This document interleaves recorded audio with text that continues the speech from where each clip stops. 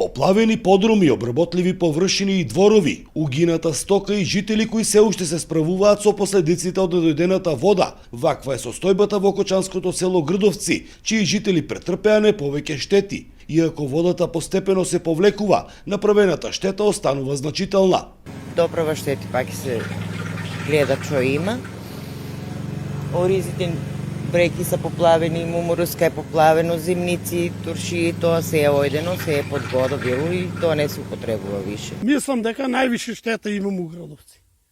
2 кози ми премрзнаа и 30 кокошки умроа. Причина за излевањето се неичистените речни корита и каналите за наводнување, но и неодговорното менаџирање со хидросистемот, откако ќе заврши наводнителната сезона. Се е запушено и од еден мал дожд вода реката да не дојде одма не поплавува. И ние сме под страх. Водарите неќат да ги сопрат бентовете, да ги бутнат бентовето. Они треба да завршиле да бутнат бентовето и да дое вода не може. А она подпрена бентовето, она е најкрива, водостопанството.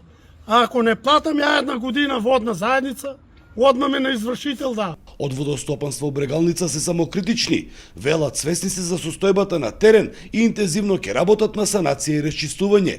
Точно е дека во изминатиот временски период не се одржувани реките и речните корита и волнителните канали. Претходниот дожд кога беа големите поплави, тогаш ни се излеа Кочанска река, ја саниравме.